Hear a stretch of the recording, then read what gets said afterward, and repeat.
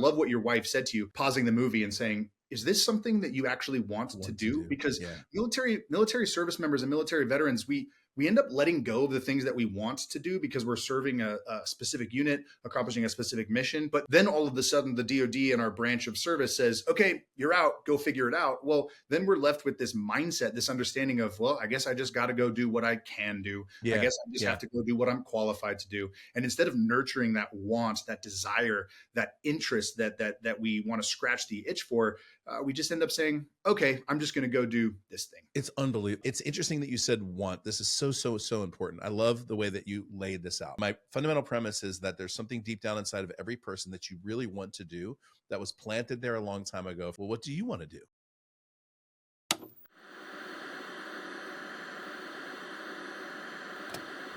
Is that much of it? That's not much of a change for you, right? My name is Carey Kight. I used to load bombs in the Air Force, and now I'm a writer, a filmmaker, and an entrepreneur. Through using the post-9/11 GI Bill to go to college, working hourly jobs to pay the bills, and freelancing my way into a career, I've studied what it takes to successfully transition from service to civilian, and that study has become a conversation. On this podcast, I speak to other veterans, successful artists, and entrepreneurs about their transition, what they did well, where they failed, what they learned, and most importantly, how they applied their skills. Episode 131 features Ed Rush, a Marine Corps veteran, fighter pilot, entrepreneur, and speaker. He's also the author of several books, including his most recent called God Talks. Welcome. This is Veteran Made.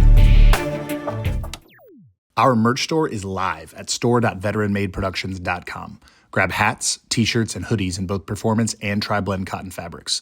Use code VM-5OFF for 5% off your purchase. Veteran Made is also sponsored by GoPills, a military-grade nootropic that contributes to brain health over time. Use code VM15 at checkout for 15% off. I get my collagen protein from Bubs Naturals, where you can use code VETERANMADE, all one word, at checkout for 20% off your order. We're also proud to partner with True Made Foods, which makes condiments free from added sugar and sweetened with real foods. Use code VET at checkout for 15% off. We love socks in this house. I get my wife new socks every Christmas. More importantly, we love American-grown and made socks. Use code VETERANMADE15 at rucksocks.com for 15% off. And lastly, I end my day with Rack Out from Bravo Actual to maintain quality sleep, resulting in a well-rested body and mind. Use code VETERANMADE with a space between the words at checkout for 15% off your order. Enjoy the episode. I used to mess with telemarketers when I was a kid. My parents were, we don't lie, right? And that's a core value that my wife and I share. And we tell our daughter, like, we don't lie. We tell the truth, no matter how uncomfortable it is or how difficult it might be. But I used to mess with telemarketers, back in the 90s growing up when there were still landlines. I would answer the phone during dinner, and the telemarketer would say, is Mr. or Mrs. Knight available? I would get to say, I'm sorry, nobody lives here by that name. And I wasn't technically lying. You weren't lying. Yeah. That's great. That's great. Exactly. Well, good afternoon here from the great state of Ohio for me. And good morning from the West Coast. Ed Rush, welcome to Veteran Made. Where are you on the West Coast? I'm in San Diego, as far south and west as you can get. I always tell people, I grew up in Philly. Okay. And I joined the Marine Corps. I went to officer training school in Virginia. Then I made my way to Florida, then Texas, then Mississippi, then California, then San Diego. And I just said, the military moved me south and west until they couldn't move me south and west anymore, and I just stayed here. So I love tough place to leave.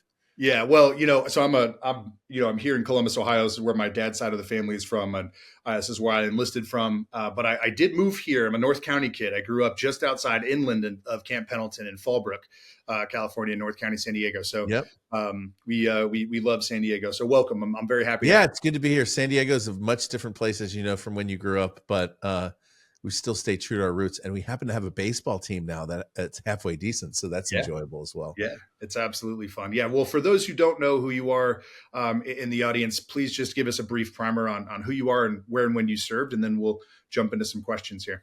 Yeah, cool. So quick background. I failed kindergarten. It's important for you to know that. The easiest grade that you could possibly do. I only tell that story because some of the bio gets pretty good after that. And I just want to let everyone know it didn't start out so great. Did graduate from school, eventually got out of college, which was a miracle. Joined the only service that would take me, which is the Marine Corps. I learned the Marine Corps has no entrance standards for academics at all. That was really helpful for me. Turned out that they gave me an air contract. And so I went to flight school with the Navy primarily. The Marines typically fly in training with the Navy for the first few years. And it turned out that I was a pretty good pilot. I found out much later that you don't actually need to be that smart. There's a little stick and rudder skills. I was a pretty good athlete growing up. And I learned that, when you push the stick forward, the houses get bigger. When you pull the stick back, the houses get smaller. When you push the red button on the stick, all the houses disappear. That was pretty simple for me to understand. So yeah, I was in the Marines for 11 years, active duty. The rest of my 20 years, I served as a reservist. Flew in and out of combat in Iraq. Was in the Far East quite a bit. Spent about 2 to 3 years in Japan, North Korea, Thailand, that whole area. Yeah, then I got out back in 2006. I decided I was going to move out of the Marines. I was starting to grow a family. We were very busy in Iraq at the time. While I was not opposed to the mission, I was definitely opposed to being there for years at a time. And so I got out and started basically writing books and building a business. During my time in the service, I graduated from Top Gun, like the one from the movie. I served at the Marine Corps' version of Top Gun, which is basically a weapons school. At the height of my career, I was working on the Joint Strike Fighter, which is the F-35, which is flying now. At the height of my career, I was the #1 instructor for 1-against-1 dogfighting, which we don't really do much anymore, but I was pretty good at the time. And yeah, it was a wonderful career. I love the Marines, still do. Loved our mission, love what we were doing. And yeah, I loved serving our country, which is a blast. Yeah, absolutely. I was a ground crew in the Air Force, worked on the F-15 E model at Lakenheath in the UK. We actually did some air-to-air exercises when I was there. Air Force does a tactical leadership program with NATO. And you can go to Belgium or Spain. We went to Belgium. We were there for like 6 weeks, and weather wasn't great, so we only flew like half the sorties. So we had a really good time. But it was one of those things that I learned. Like, we are still prepping for air-to-air combat, even if it's not something that we're doing, day to day in the missions. But talking to those, I was very lucky. My squadron commander was not a maintenance officer. My squadron commander was a pilot. So I got to work with pilots and WIZOs, backseaters, pretty closely, and had lots of cool conversations with those guys as they were going up and practicing some of that air-to-air stuff and training. We don't get to see that on the ground, right? We're just loading the munitions. I mean, it's an interesting world that we live in. So I think my brain typically thinks very strategically, and people ask me, like, what about these UAVs? You think they're going to get rid of pilots eventually? And I'm like, I hope they do. Like, for example, when you get on an elevator, there used to be some dude sitting there, like, to like get you to the 5th floor or whatever. And now you just push the button. And most of the trains around the airports are all automated. I was just in Phoenix, where at least half of the Uber cars are Waymos, which have no driver at all. Turns out it's a lot safer. And we're right now facing, like, for example, if we go against China, we're going to launch an F-35 or a division of F-35s against 5,000 drones, Yep. And it's just a completely different, like, literally completely different battle space. And I think we need to, like, the best way I could say this is in the World War I, the British lined horses up with swordsmen on the top of them, and cavalry charged into machine gun nests. And it was just this blind, sort of myopic approach towards doing war the way we used to. And it's interesting to think about the fact that the manned aircraft may be going away. I mean, it's fascinating, especially after, watching Tom Cruise and Top Gun, or the newest one. But a strange world we live in, and everything's always changing. Yeah, I mean, we may or may not have experienced some sort of training exercise in New Jersey, a month or a couple of months ago, right? The Trump administration just said that that's what was happening, and it's one of the.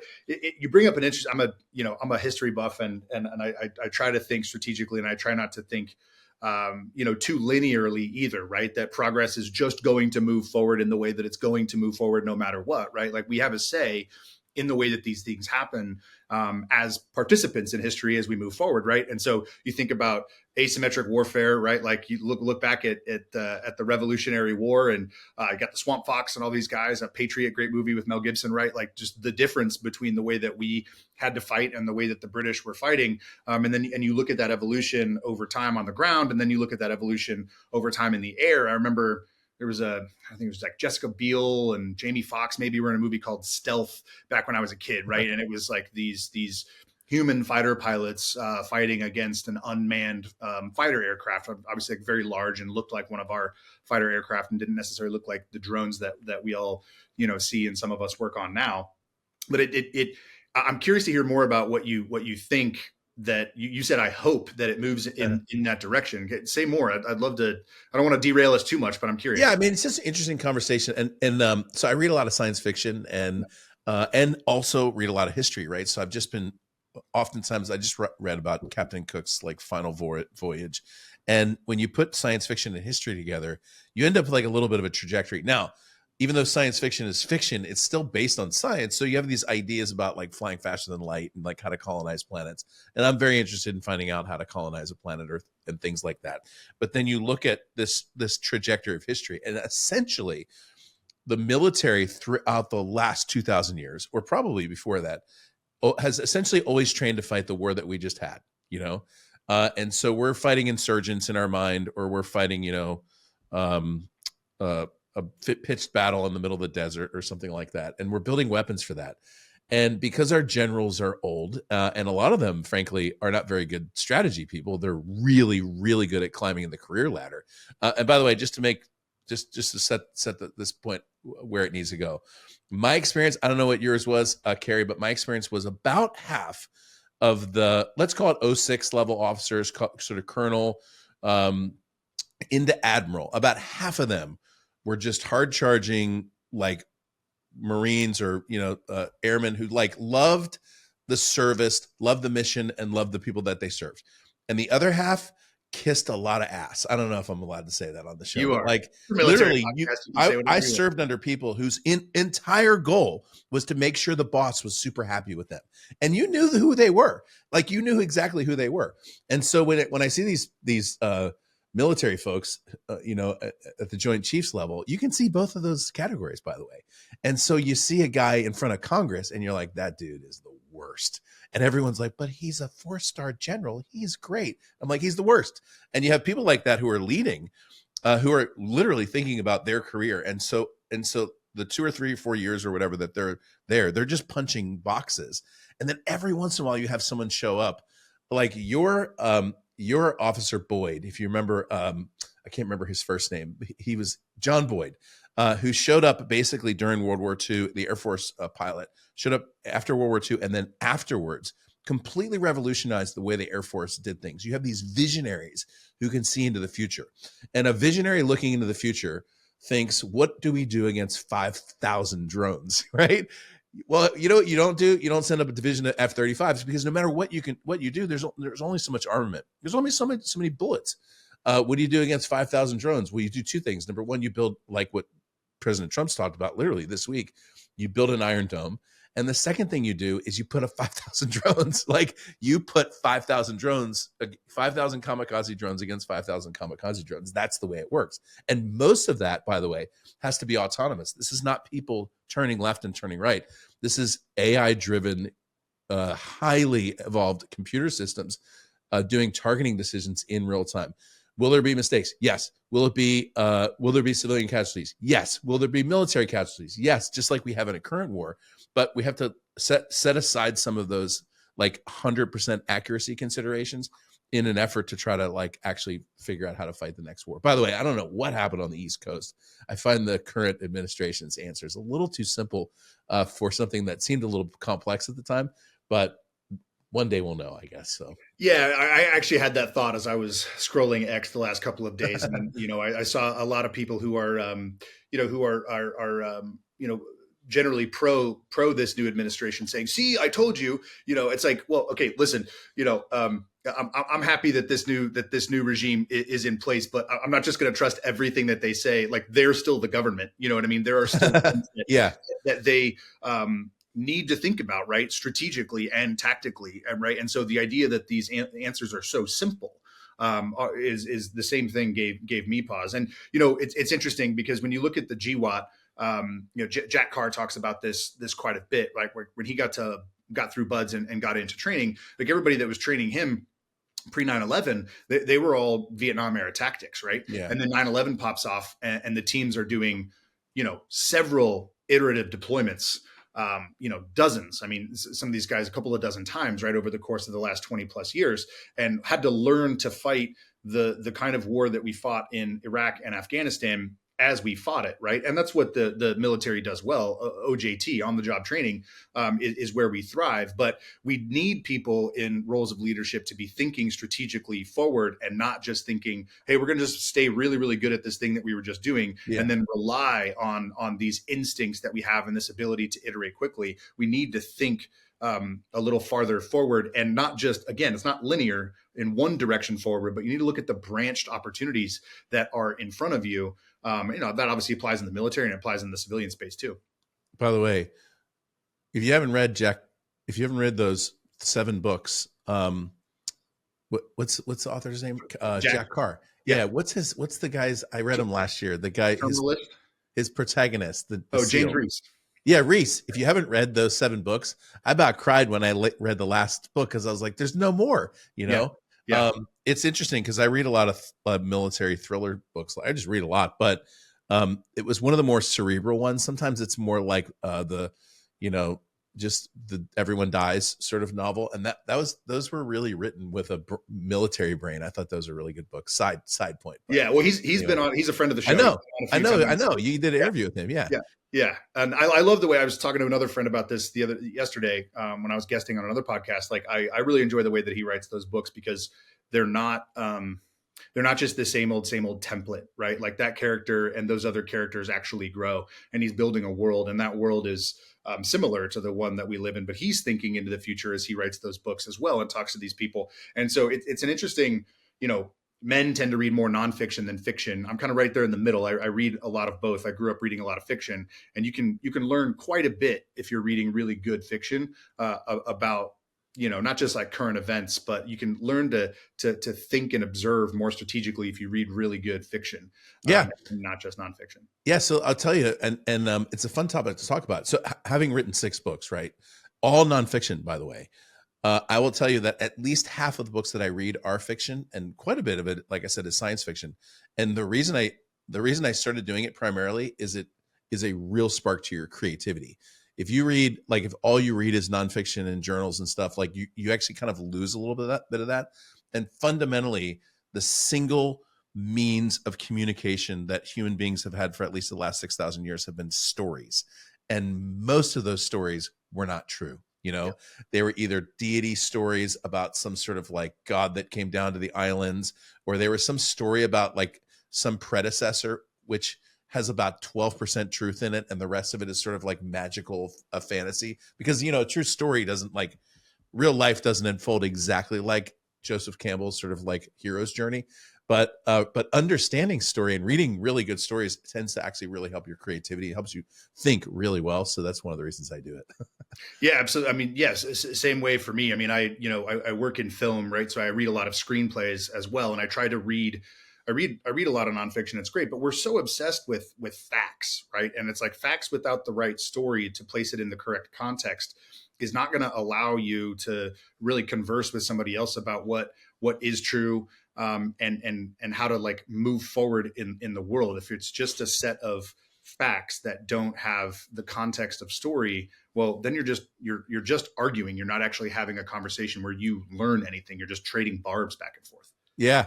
Man, we could go down this one. When I was in the Marines, we had a little line that we use all the time, which is liars use numbers and numbers always lie. Yeah. And in the movie Inside Out, I don't know if you've seen that. In the first movie, there's this scene where they're going through the brain, and there's this box of facts and there's this box of opinions, and they knock them over and they're all together. Mm-hmm. And the protagonist in the movie, Joy, goes, "Oh, these facts and opinions look so similar. I don't know which is which." And I'm like, that was such a great line, because it's literally, it just shows like most of what you hear delivered as fact essentially is an opinion.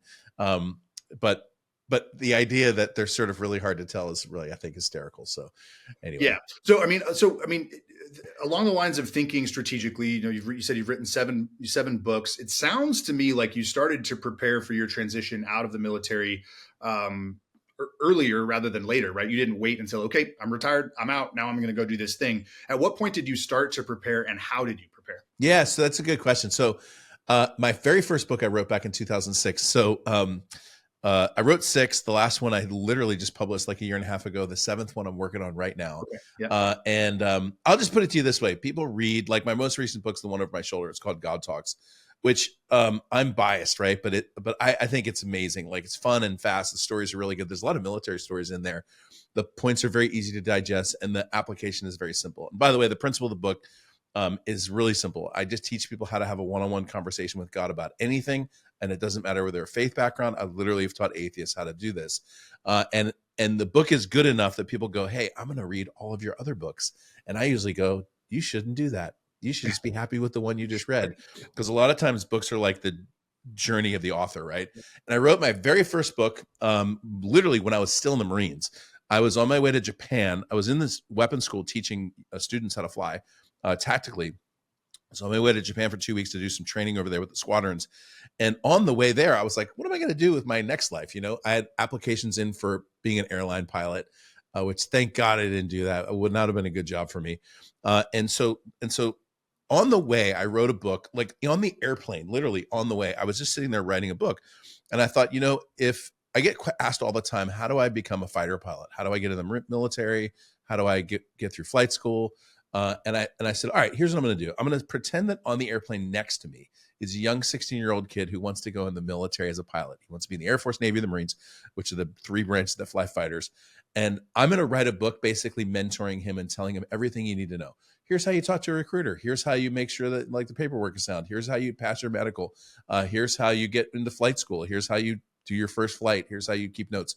And I wrote that entire book. And when I got back, I put it online, but this is back in 2006, right? So there's like the internet was still, especially e-commerce on the internet was still sort of like, it was like the Wild West. I put it online for $14.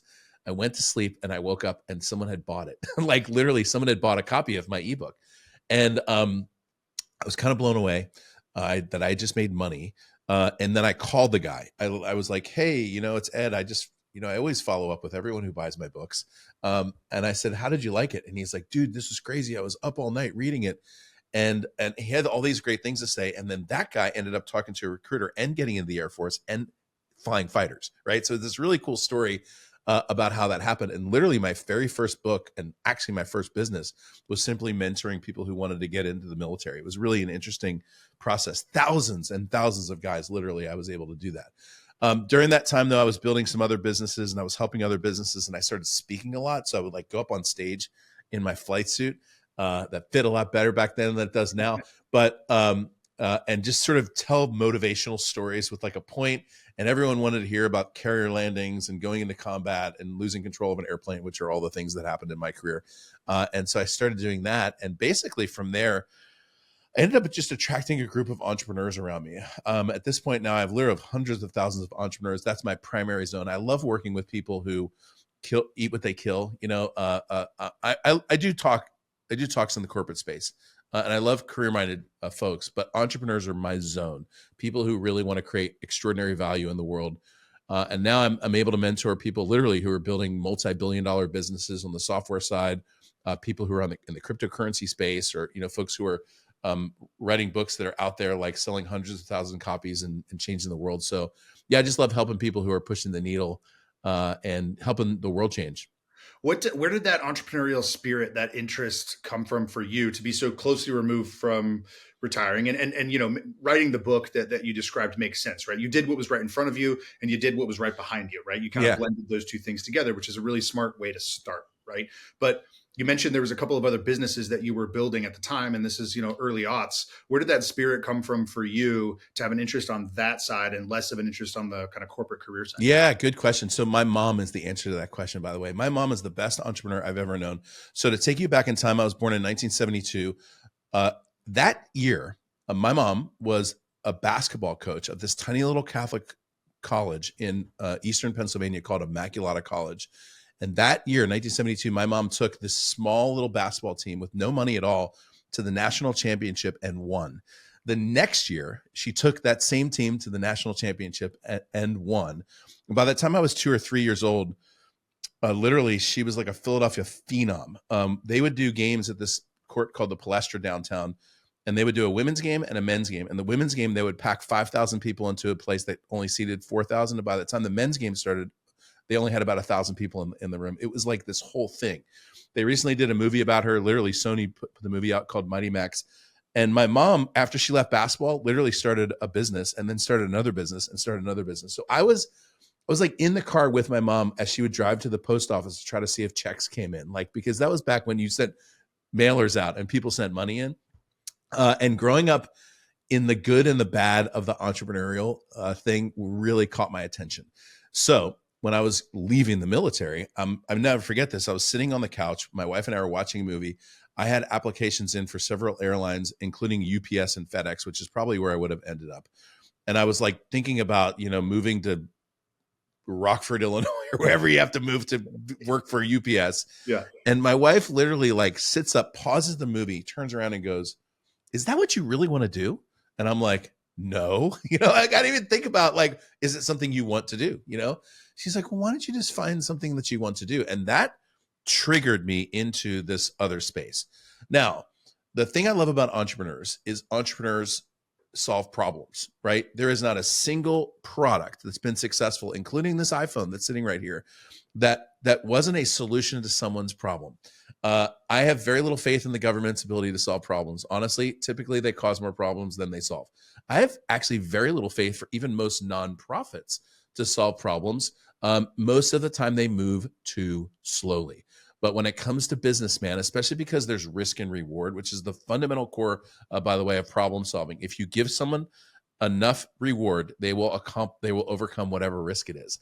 And we've got unbelievable technologies in the world today, including that iPhone, including the ability for us to talk to each other from Ohio to San Diego in perfectly clear HD with the audio and everything, and then syndicated on all the different channels that you syndicated on. It's just unbelievable what's been created by good, sound entrepreneurs. Our government and certainly our academic institutions have had a very low view of business. But honestly, without business / entrepreneurship, everything would go away in about 4 hours. Like, you could take all of the therapists and counselors and pastors and college professors and political officials off the planet into a spaceship for a week and nothing would happen. Right. You take all the salespeople, entrepreneurs, business folks off the planet, and 4 hours later, the whole world economies completely collapsed. That's how important they are. And so I got a real heart for business folks. Like, I grew up, for example, in the traditional evangelical church. I mean, I still go to church. And I will tell you, even growing up in that space, you would think it would be encouraging to folks, but I was taught sort of business is like a necessary evil or whatever, and then you realize it is central to almost everything. This entrepreneurial move, the idea of making things better. Like, even if you look theologically, like when you start in the very beginning of the Bible, there's a garden, and then you get to the end of the Bible, there's a garden city. You see there's progress, right? Yeah. There's things that improve. And I love working with people who are improving things. I have a guy right now, I'm a part owner of this company. I was so interested in it that I advise on a daily, if not weekly basis, who is growing a piece of software that, no question, Home Depot or someone like it will buy for $3 to $10 billion. It is completely transforming the home improvement space. You could take a picture of any room and literally completely transform the room just on your iPhone and build the entire room out in terms of a design, 360 degrees all around, and then buy all the products simply right off of the app. It's unbelievable. It's what Lowe's and Home Depot have tried to do, this technology, the see it in your space, but algorithmically, it's a very difficult challenge. And the software has just been released, and it is game changing. And literally, it's going to completely change the game. And I love being a part of gigantic leaps like that. Like, if you fundamentally look at history, like, our Constitution was a gigantic leap, right? It was an entrepreneurial move. And I love being a part of stuff like that. So yeah, I give my life really and my heart to entrepreneurs who want to change the game, because I feel like that's what we're put on earth to do. It's an interesting point you bring up about the church. My dad passed away last year, but he was on the podcast a few years ago. So folks might remember the episode or can go back and listen to it. But I'm a pastor's kid. He was a pastor when I was born, and then for the first couple of years of my life. But he didn't leave the church. He remained as a teaching elder and ended up teaching adult Sunday school kind of throughout my life. But he left pastoring a church because he wanted to be an entrepreneur and was running into a lot of the problems that you're talking about theologically within the church. People were talking about, work is something you have to do, right? And yes, it must be devoted to God, but it's separate from your spiritual life. It's, what you do Monday through Friday, and then what you do Saturday, and then what you do Sunday. Those are all different buckets and different things. But in reality, it's an integrated life that's been designed, right? My dad was he went and studied at L'Abri with Francis Schaeffer, and so Dr. Schaeffer's works shaped quite a bit of his worldview, and obviously have ultimately shaped quite a bit of my worldview as well. And obviously that I think applies spiritually, but that's also a good lesson at large for anybody to think about. Like, we live integrated lives. We don't live separate lives. And I think, I love what your wife said to you, pausing the movie and saying, is this something that you actually want to do? Because military service members and military veterans, we end up letting go of the things that we want to do because we're serving a specific unit, accomplishing a specific mission. And when you're in, those are really important things to do, right? Like, you do need to be subservient to the mission, still think critically for yourself, depending on the type of unit that you're in. You get a little bit more leeway here and there, right? But then all of a sudden the DoD and our branch of service says, okay, you're out, go figure it out. Well, then we're left with this mindset, this understanding of, well, I guess I just got to go do what I can do. I guess I just have to go do what I'm qualified to do. And instead of nurturing that want, that desire, that interest that we want to scratch the itch for, we just end up saying, okay, I'm just going to go do this thing. It's unbelievable. Like how you just described that is, I think, perfect. By the way, your dad sounds very Presbyterian, teaching elder. I don't know what PCA. Yeah, PCA. PCA. Yeah. So by the way, I was in the PCA for like 8 years. Yeah. And then I was a member of an even more conservative church called the OPC, which is the Orthodox Presbyterian Church. It's a long history between those two churches. I'm not in those anymore. Just letting you know. My view on spiritual gifts sort of pushed me out of those those realms. But anyway, it's interesting that you said want. This is so important. I love the way that you laid this out. So my working premise operates like this. Psalm 37:4 says, delight yourself in the Lord and he will give you the desires of your heart. And my fundamental premise is that there's something deep down inside of every person that you really want to do that was planted there a long time ago from God. So people come up to me all the time because I help people accomplish their mission, right? And they'll go, I don't even know what God wants me to do. And I'll go, well, what do you want to do? And they're like, what I really want to do is work with kids. And I'm like, start there. Because a lot of times you don't have to actually spend a lot of time asking, what do you want me to do? A lot of times God gives you that as your desires. And certainly those desires can be corrupted or turned away by different things or teaching or motives or whatever. But generally speaking, those things are really pure. And what I help entrepreneurs do primarily, like the book over my shoulder I mentioned, is brings people into a conversation with God. The idea is to start to let loose on those things that you actually have been given and want to do. And I do believe it's sad, like most of the military guys I know went into either contract jobs or they went into like airline jobs or whatever. And that's fine. By the way, some of those guys are called to do that. Totally. But what I realized, like when I was getting ready to leave the Marine Corps, I had a bunch of buddies of mine. I was in a reserve squadron flying F-5s, which is like the bad guy airplane in all the training. Okay. So if you watch Top Gun, all the adversary airplanes, or a lot of them were F-5s, like I was flying those. And it was a blast. Like it was the most fun flying that you could do. And most of the pilots in that squadron flew for Delta or Southwest or United or UPS or FedEx or whatever. And every single one of them, because I would ask them like, hey, tell me a little bit about the flying. Hey, tell me a little bit about the life. And they'd be like, oh, it's a pretty good way to make money. And then they would go on to talk about their hobby, which is like woodworking or mountain biking or rock climbing or whatever their hobby was. Literally, they couldn't even talk for 3 seconds about their job because they had to talk about the thing that they were really interested in. And I was like, oh, none of these guys like this job, And by the way, I know some airline pilots that love flying airplanes. Most of those guys grew up in the civilian space where like a 777 is the top of the world. But if you've been flying F-18s, man, and you flew 1,000 miles an hour with your hair on fire, flipping the autopilot on after 10 feet of altitude, like isn't so much fun. And again, I know, like if you're an airline pilot listening to this, like I love you. I think you're amazing. And if you love your job, great. But I love to work with people who are like, I want to do something that's going to make a big difference, even if it's a difference in 10 or 15 people's lives. And so I usually go after want. I teach people like, hey, Bert, pick the desire up, put it in front of God and go, what is it that you want me to do? Because what you want to do and what God wants you to do are actually almost usually the exact same thing. So I do these big events where literally I'll bring entrepreneurs. We just had 450 people at the Texas Motor Speedway, literally looking at the track. IndyCar was doing testing while we were doing this event. And a lot of it was bringing people into a conversation with their creator to ask, what is it that you like, what's my mission? What do I want to accomplish? And what a wonderful thing has happened, by the way, between 2020 and 2024. And I'm not going to talk too much about the political space, even though I can, but I will just tell you, in 2020, a lot of people woke up. Like, a lot of people who are sort of droning on with the world were like, what is happening in the world right now? And by 2024, they weren't going to be shut up. Like it used to be, you just kind of got quiet in certain conversations because you didn't want to offend anyone. And then by 2024, you're like, forget it. I don't care if I offend anybody. I'm going to say what I think. Well, people woke up. And with that, there was this resurgence, like this entrepreneurial resurgence. By the way, it's no shock or surprise that the growth of AI and quantum computing happened simultaneous to this. There are world moments where people just like, there's a resurgence, and we're in the middle of that resurgence.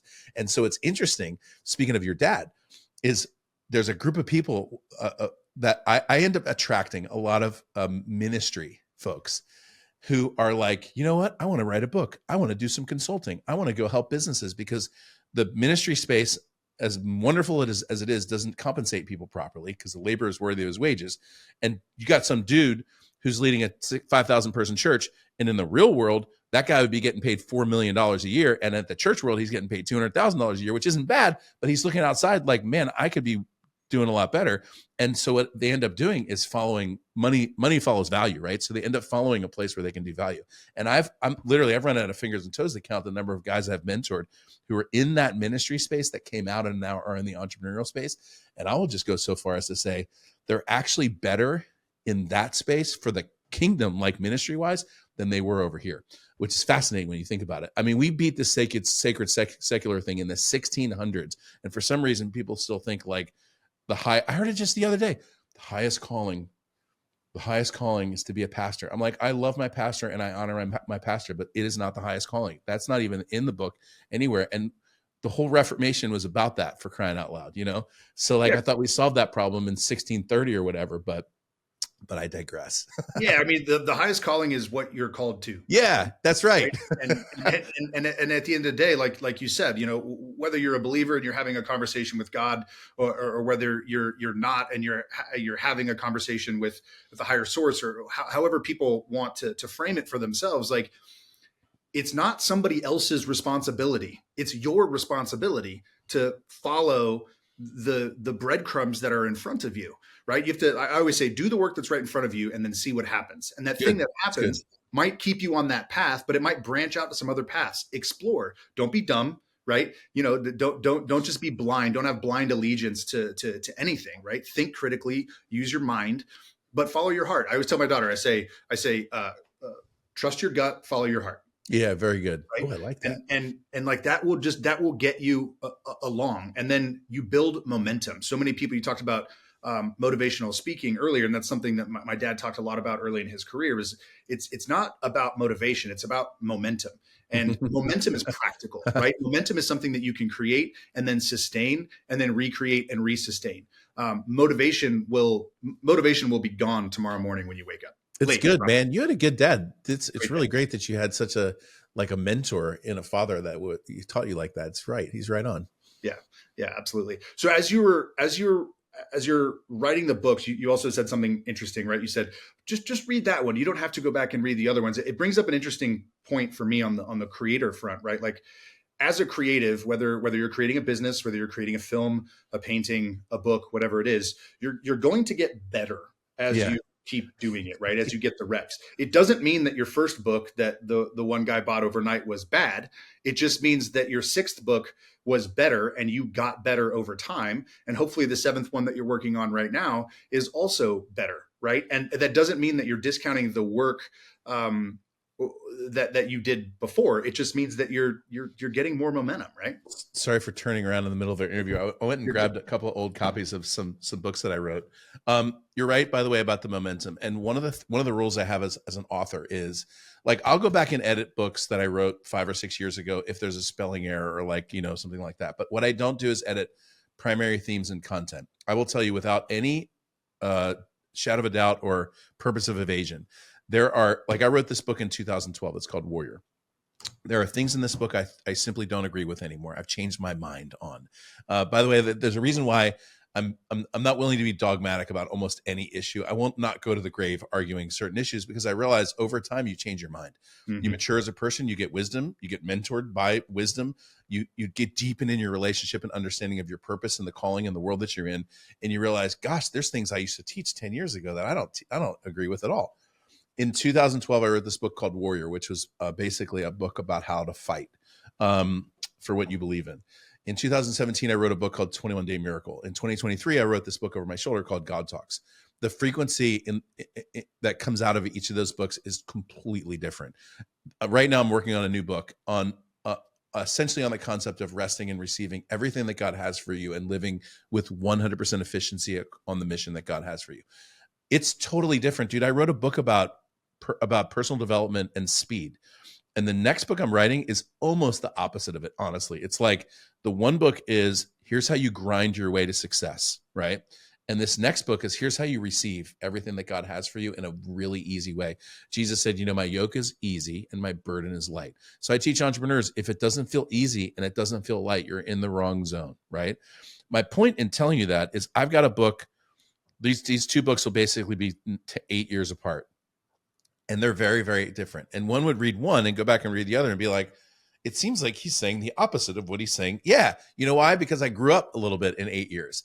And so actually I like to think of the books, like if you go and read an author through the years, you're getting two things. One, you're getting an author who's getting better at communicating. You just get better, right? You just learn how to put sentences together better. You get a little obsessive. Honestly, when I wrote God Talks, I was like after the perfect sentence every time, the perfect way of saying things. And it's really fun when you like find new ways of like working English is fun.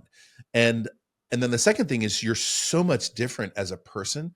I literally believe as a person reads your book, they are actually feeling or experiencing whatever frequency you were operating in when you wrote that book. So if stress and grind and like hustle, they'll feel it. And if you're like in this perfect peace moment, they'll feel that too. I actually feel like there's a metaphysical nature of receiving. That's the reason, by the way, why I don't read most business books. I don't read most nonfiction books. I don't read a lot of theology or like current sort of Christian, like the latest Christian books, because I don't think there's a lot of wisdom in them. Honestly, I'm not trying to brag or anything. I'm just saying I find a lot of knowledge and I find very little wisdom. And so I'm after wisdom, because like if you read, for example, especially the first 8 chapters of Proverbs, what you find is wisdom comes in and it's always a very simple solution to almost every problem. When you apply wisdom in business, which is what I always try to bring to my clients, you will find the simplest solutions. And by the time you're done saying it, they'll go, huh, why didn't I think of that? And it's like so easy. And so when you receive knowledge, like the regurgitated knowledge that you could literally get from AI now, if you're working with a consultant or advisor, or you're like reading someone's book, if it feels harder or if it feels like you have more on your to-do list, that's because you're working with knowledge, not wisdom. When you work with wisdom, it's like, and my point is like, that's what I'm operating in with this last book and also this next book. But the previous ones weren't like that. So I have people who literally are like, hey, I just read God Talks. I'm going to go get all your other books. And I don't even know what to say. I was kind of joking about it earlier, but literally sometimes I'm like, hey, just be happy with what you got. You don't have to go buy those other books. And it's so strange because you think, oh gosh, yeah, read all those other books, but they had the best version of me, And I wonder how many other authors feel like that. Like you come along after a while and sometimes you look back at your old stuff and you're like, so. Yeah. I mean, you're allowed to change your mind. You're allowed to grow, right? Like that's, like I said, like we said earlier, right? This is an integrated life we're living. Yeah. In order to be integrated and to integrate yourself, you're going to have to dispense with things that don't work or things that aren't true, or better ways that you have learned how to live and how to work. I have a question for you on the idea of ease, because I've noticed, this shift in culture, right? Like when I was growing up, I'm about to turn 37 years old, right? So I grew up in the 90s.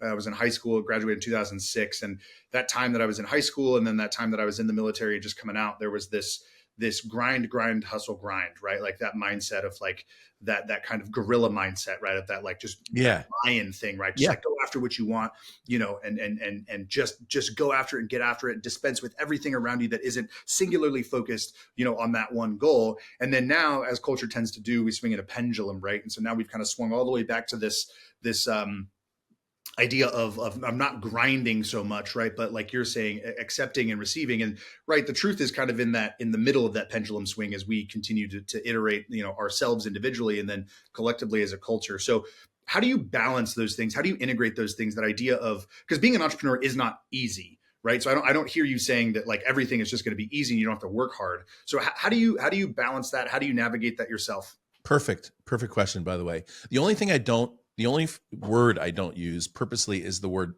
balance. So I'm going to give you the answer, and it sounds like balance, but I will just tell you what I like to think about is like 100% efficiency. Mm-hmm. So for example, I did Brazilian jiu-jitsu.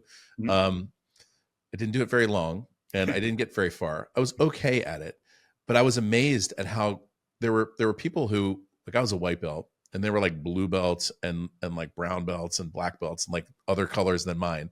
And I was amazed. Like one day I was rolling with this guy who is one of the most out of shape people I've ever seen in my life, but his belt was a different color than mine. And after the 5-minute round, I couldn't, like, when you're heaving air so much, you can't even breathe it in. I thought I was going to die from lack of oxygen. And this dude over here, who's completely out of shape, and I'm like in shape, he's barely breathing, And I realized he has a different efficiency than me. I was operating at 1% efficiency, and homeboy over here was working at like 99% efficiency. And even though he's completely out of shape, he completely crushed me every single time because he was operating differently. And if you look, for example, at like martial arts is the easiest example for that, because you can see someone who's perfectly at rest, completely calm in their body. And then when they strike, their strike is so powerful because it's coming from that position of ease. Weapons training is very similar. You can hit a target a lot better when your muscles aren't completely frozen, especially when you're moving. So I'm interested in the idea of 100% efficiency. That's what I typically go for. And so, for example, like if you look again, like go back to the scriptural examples, which I love using. You have these 7 days of creation, right? Day 1, God's like, that's good. Day 2, God's like, that's good. Day 3, God's like, that's good. And on day 7, he looks back on everything and he says, it's very good. Or day 6, he looks back and says, this is very good. And then it says on day 7, he rested from all of his work. And then you read 2,000 pages of the rest of the Bible and you're like, that doesn't look like rest to me. It looks like he's opening up oceans, and it looks like he's bringing bread from the sky. And then he sends his son, and then he like lives a perfect life, and then he dies. And you're like, that doesn't look like rest. That actually looks a lot to me like work. But you understand, in the beginning, it said it says he was slain from the foundation of the world. And what you see is that God literally looks forward at the whole of creation, and he sees it was very good, beginning to end. And everything that he does is literally moving with 100% efficiency towards the end. He's perfect, 100% efficiency control over everything. And so what work and rest look like are actually very much the same thing when you're in 100% efficiency. It's the reason I tell people the most important thing for you to find out is why you were put on planet Earth, what your job is, what you're called to do. If you don't know that, you will wake up in the morning and the first thing you're going to do is check email, and you're going to be on the defensive all day long, and you're going to feel like you got nothing done. Even though you were very, very busy, you were not very productive. However, if you know what you're called to do, if you know your mission, if you know the central feature of that, you wake up in the morning in a very peaceful space. That doesn't mean you don't have a great workout, right? That doesn't mean you don't go for a 3 to 5 mile run. It doesn't mean that you don't push your body and strain to get better. But it does mean that when you're doing that, you're still operating in that 100% efficiency space. And that space, by the way, is called rest and receive. I call it light and easy and light. It should feel like the most natural thing in the world. And then when you do exert effort, like I'll do 3-day events where I am on stage for almost all of that 3 days. Dude, I take like long, several day naps, after that. Like I am recovering from that, but I'm operating on stage in front of that audience. and I mean this when I say this, in the center, like in the perfect center of what I'm called to do. And there's no better feeling than that.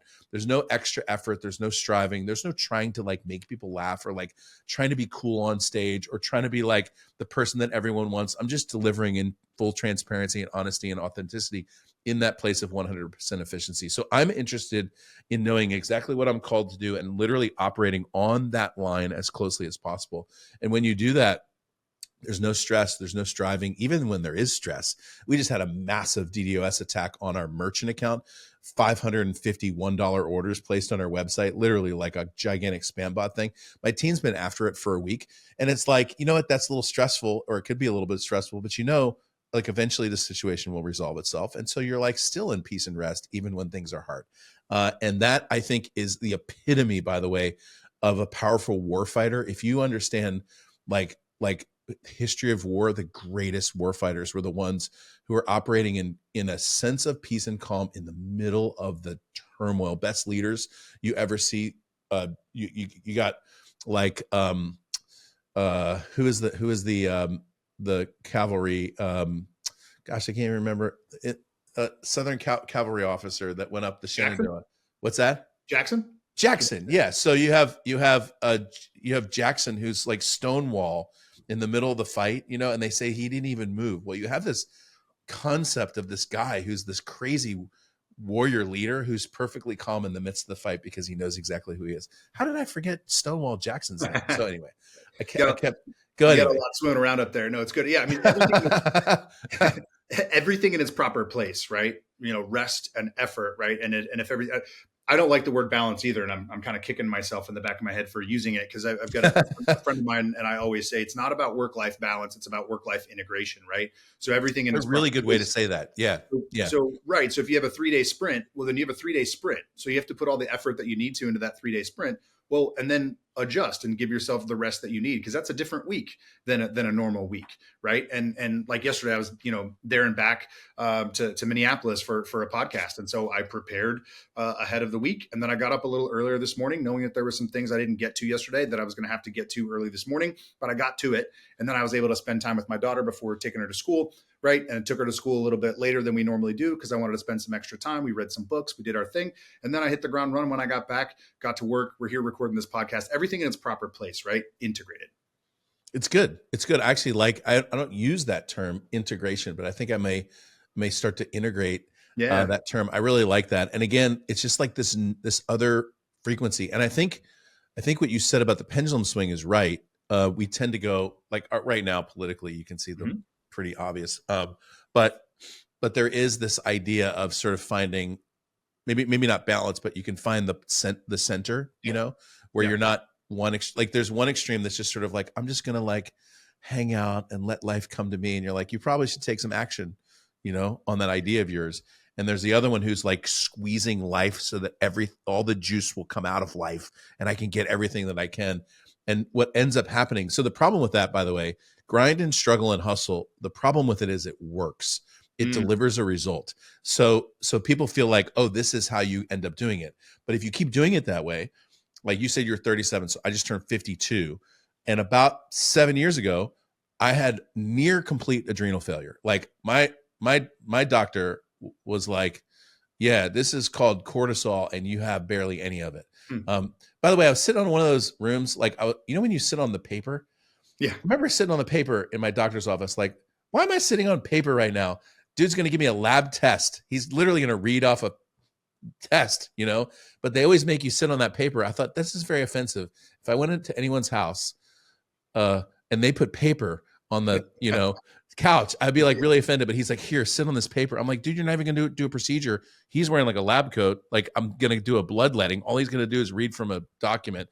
And he's like, you have no cortisol. And I'm like, what does that mean? He goes, well, your body's not making any cortisol. That's what your adrenals make, which is the reason why you have to take a nap every afternoon. And it's the reason why you're so frustrated with your life.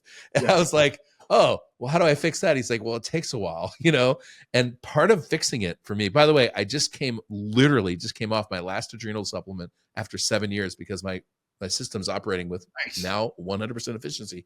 And one of the ways to do that is to receive and rest easy and light, not struggle and grind. And the problem, like I said, with struggle and grind is it works for a while until you're sitting on a paper in front of some doctor in a lab coat.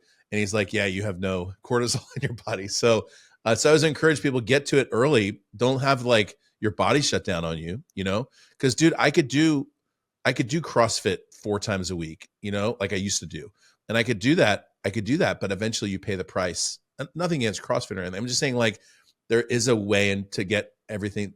You have your cake and eat it too when it comes to your body and your business and your life and your money and your relationships and your kids and your legacy with them and your family and everything. So it's super fun. Yeah, that's it. Well, listen, we didn't get to half of what I wanted to talk to you about, so we'll have to have you back, and we'll do a sequel episode and chat about some of those things. But want to be respectful of your time. Where can folks find you, Ed? Where do you want to sell some books, drive some traffic? Yeah, collaborate. Awesome. By the way, the answer to the question is yes. I'd love to come back. I really enjoyed this conversation. I will just say some of the podcasts I do are a little bit me push and play on some of the previous stuff or teaching stuff. I really liked engaging. This is interesting to me. All the topics we talked about are very interesting. My websites are really simple. It's edrush.com. That's my name. It's the easiest name to spell, edrush.com. When you go there, I do have a place where you can sign up for what I call my weekly flight brief. It's my Friday email that's just kind of full of content, super fun stuff that I send out, some fighter pilot stories in there as well. The other website is God Talks. That's the book over my head or my back. If you're just listening via audio, that's another really easy website to remember. It's the word God, which you know how to spell, and then Talks, TALKS.com. That book, by the way, I'm biased, but that doesn't mean I'm not right. I think it's the greatest book that's ever written. It's fun and it's fast, and it tells you very simply how to ask God questions and get answers. And I've had people from all walks of life, atheists, skeptics, agnostics, Buddhists, Hindus, Christians, literally everybody, do the exercises in the book. There's free audios, literally, where we just walk you through the questions. And it's very simple. It's not designed to convert you to any other way of thinking other than to know that God loves you. And he wants to have a conversation with you. And I will just tell you, most people's first try at this is life-changing. And so if you feel like, gosh, it would be interesting to know what God thought about me because he thinks you're amazing, or what God thinks about my future, grab the book. It's really simple. There's a link on the website, or you can just get it from Amazon. And that is super fun as well. So yeah, Carey, thank you. I really appreciate it. It's an honor to be on the show. And I just thank you. Yeah, let's do it again. Thanks, man. Yeah, thanks for the kind words. I appreciate that. We'll link everything out in the show notes. I end each episode with an open-ended question. What's on your heart and your mind for our community right now? Could be a piece of advice, something you want to get off your chest, or something you want to reiterate. But Ed, what's on your heart? What's on your mind? Yeah, I love that question, by the way. I think we covered it. Obviously, I'm on to this topic right now. It's really important to me, this idea of receiving everything that God has for you, understanding your role and purpose in the world and accomplishing it with 100% efficiency. So it's like all I can think about at the moment. And we've covered that. Yeah. I love it. Yeah, absolutely. Ed, appreciate you, brother. We'll see you soon. Thanks, dude.